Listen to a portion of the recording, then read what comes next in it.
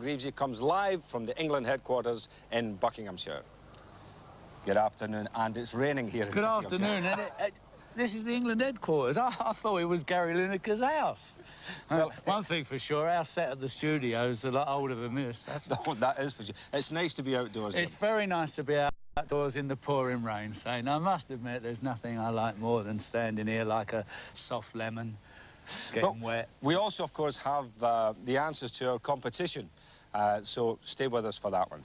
Well, the England team have been training this morning at Bisham Abbey, just down the road. They've just arrived back at the hotel, and we'll be talking to some of the squad members shortly. But first, a warning as we reflect a previous World Cup meeting with the Poles, which ended in disappointment. Here's Martin Tyler. When England last played in Poland, Peter Shilton was the goalkeeper, though it was 16 years ago. He was beaten by a big deflection at the near post from Godoka's free kick. At the time, it was recorded as an own goal by Bobby Moore. And this was the final World Cup tie played by England's World Cup winning captain. Moore's immaculate standards dropped here when Lubanski robbed him and ran away for Poland's second goal in the second half. It was an ignominious match for England, marred also by the sending off of Alan Ball.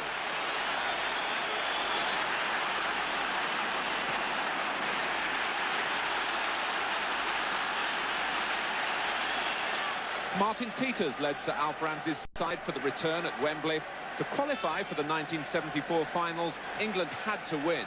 There was little margin for error. Lato streaming down the right side. Left side rather. Now it's Lato against McFarlane, and Godoka's over there. The shot is on for Damaski. Oh, he scored! Damaski's got a goal! The tragedy! Peters quickly in against Bush. He has. Alan Clark. The eyes of over 100,000 people here at Wembley on him and the goalkeeper he hopes to be, Tomaszewski. Shilton can't even look at all, though. Clark, he's got it. 1-1.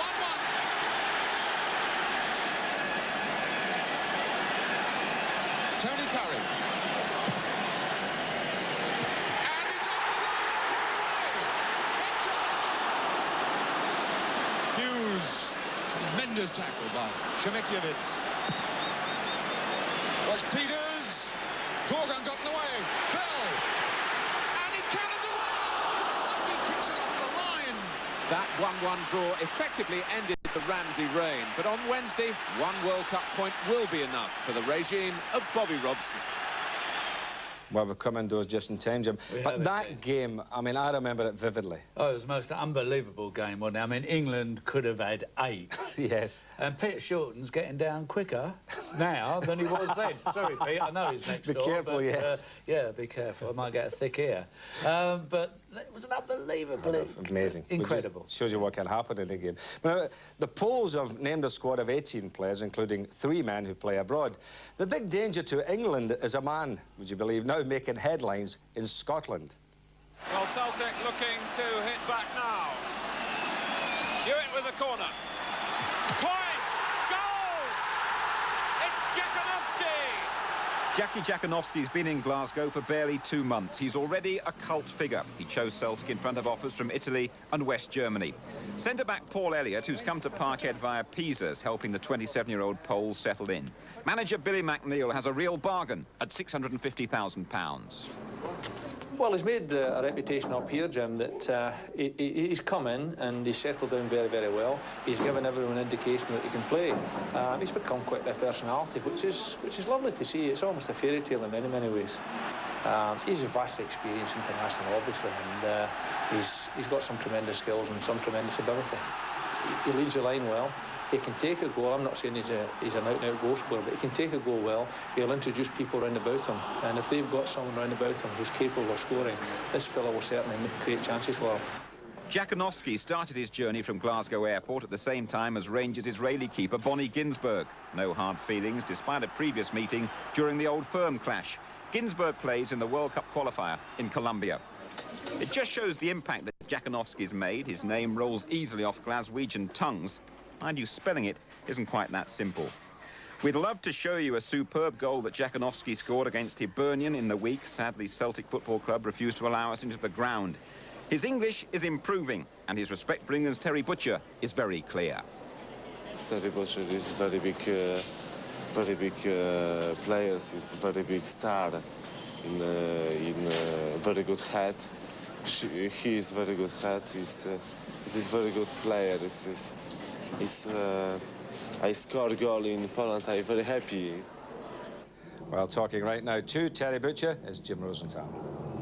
Right, Terry, you've had a close look at Jackenowski around Glasgow. He's going to be some threat to you, isn't he, on Wednesday? Yeah, he's a very good player. He's very strong. He's got a great eye for a goal. I mean, he scored 4 goals against Partizan, and Celtic still went out. So it proves that he can do it, you know, in the best of company. So he's going to be a handful for us. Some debate about whether actually you are going to be given the job to mark him over there in Poland. Well, he said I've got a very big head, so I'll have to try and stick my head on his head. So like I did against Ekstrom, but. No, he's a good player. I mean, it doesn't matter who marks him, whether, you know, Des myself or Stuart Pearce. I'll probably shuffle him across to Stuart, and Stuart will look after him, as he normally does. You say you've got a very big head, and I would think everybody remembers the pictures of you after that game in Sweden. And for me, that just showed how much getting to the World Cup meant to you. Well, I mean, it obviously means a lot to us, means a lot to the squad. I mean, the manager's had a lot of stick, the players themselves have had a lot of stick over the past couple of years, and it would be good to erase the memories of Germany, of the bad defeats in Germany, and to actually get there and play on that stage is obviously every footballer's dream, and hopefully it'll be my 3rd World Cup. So there's a few players in there whose 3rd World Cup it will be, so there's a lot for the squad to aim for. Did you ever personally feel after the disasters in West Germany that you'd finished as an international? Not really, no. The press seem to have written me off and written quite a few players off, but the more they do that, the more determined we are, and especially myself to prove them wrong. I mean, they've got a job to do, the press, and they seem to be intent on criticising all the players that we've got here. So the players can only respond in one way, and that's to go out there and actually qualify for the World Cup, and then when we get there, to actually do well when we get there. Thanks, Terry. Let's go back indoors to the boys. Thanks. Cheers, Jim. Cheers, Jim. Well, joining us, Bobby Robson. Thanks for coming in, Bob. We didn't interrupt your lunch, did we? The other lads I see are still noshing up in there. Oh, they're all getting stuck in there, aren't they? They're old lads. What do they do this afternoon, then, Bob, after they've filled their faces? Well, some are going to football, of course. West Ham and Leeds, I think, is an attraction to many of them. Is it? So, oh, yeah, several will go. Some will just rest, because we've had a hard training session this morning. And we're going out tonight, our usual Saturday night escape. Yeah, where's that, Bob? We'll all go. Can we all join? I mean... Getting back to the business of the football, Bob. Brian Robson is fit now. That must be a big relief to you, because only 2.5 weeks ago he came off down at Portsmouth. Yes. And, I mean, they said it was a cracked bone. And what was the story behind that? Well, he had 2 x-rays, and I think they both showed a crack, you know, like a stress fracture, but then it seemed as though within about a week it cleared up and it was healed. He tried his leg out, found it going very well, and gave me a little whisper that there's a chance. And I couldn't quite believe it. I found it incredulous. Then he played very abruptly against Portsmouth on the Tuesday, had a stormer of a match, best player on the pitch by a mile. In fact, Alex said best player on the pitch by 2 miles. Yes. And that was it? And that was it. And what about Steve Hodge, Bob, because you've got a problem with him? Yeah, well, unfortunately, had to leave the training ground this morning. Yeah. He's got a slight sore hamstring, and it's looking a little bit perhaps dodgy, so we've got to just check him out in the morning, see how he is, and then make a decision about him. Nothing too serious? Well, 24 hours we'll know a little bit more. John Barnes was a blow to you as well. Yeah, well, I was very disappointed about John Barnes, obviously.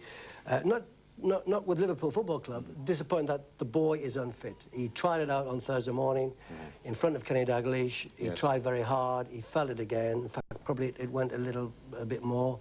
And Kenny, without hesitation, rang me at lunchtime and said, sorry, Barnes is unfit. So it was that disappointment that we've lost a very good player. Because we need all your best players in Poland. Of course you do, of course you do.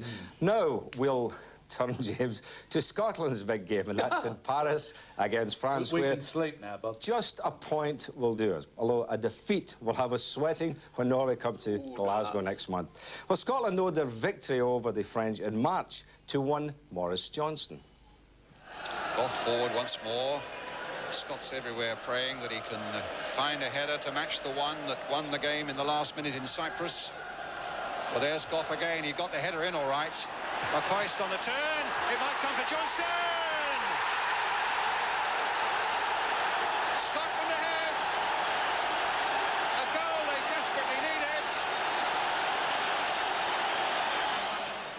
Goff. And in high towards McCoist. Sono put under a bit of pressure there, but McCoist again got in well. Nicol playing it in early. And Johnston has done it again. Well, Chris Waddle, you of course play your football over there in France at Marseille. What's the feeling about the Scottish game? Well, it's very important to the French lads. They know it's a slim chance, but they've got to beat Scotland and hope that Norway can get a result at home. A boost for Scotland today that your close pal, Jean-Pierre Papin, has had to pull out of the squad, the top scorer. Yeah, he's had a kick, I think, in the back of his calf in the last match last Wednesday, and so the club advised him, I think, to rest it. So it'll be a big miss, I think, for the French. Just looking at it from over here, Chris, it seems the French are a bit despondent and they almost accept that they won't be going to that World Cup next year. Yeah, I think there are changing periods from they had a great side in the early 80s, and I think they're a young side, weren't experienced. I think there's only 3 of them with a lot of caps, and Amoros has pulled out as well, I think, with a hamstring. So I think it's only the goalkeeper and maybe his 2 others who've played a few games. So they're very young, but they've got some dangerous players. So Scotland still have the work cut out. Good. Chris, thanks for giving us the French angle. Scotland will have their work cut out. I still think it'll go down to the wire. Norway at home, Saint. Well, to tell you the truth, Jim, I think you're right on this one. Because we don't do things in a normal way. No, I know you don't. But we need the money, we need the big gate at Hampden, so we'll need the big build-up, that's we'll right. do the business when we get up to Hampden with Norway. And you can never tell, I might go to Paris anyway and see that one on Wednesday. Really? If I get a ticket, yeah. Right, sadly, though, Northern Ireland and Wales cannot now qualify for next year's finals. But the Republic are still vying with Spain and Hungary for the 2 top places from Group 6. And you have to hand it to Big Jack Charlton. They've done wonders. Although when you think about it, they have got some good players. There's Big Jack in the crowd celebrating after a night on the Guinness. But, you know, they've got better players than I think sometimes we give the Republic of Ireland credit for, Ian. And they've done well. They've done well. The one thing about Billy Bingham's team, of course, Jim, they will battle away and they'll give them a hard game. Oh, that's for sure. There's a lot of pride at stake there. There is, but I think the quality players are in the south. Absolutely. So I think they'll win that one, eh? OK.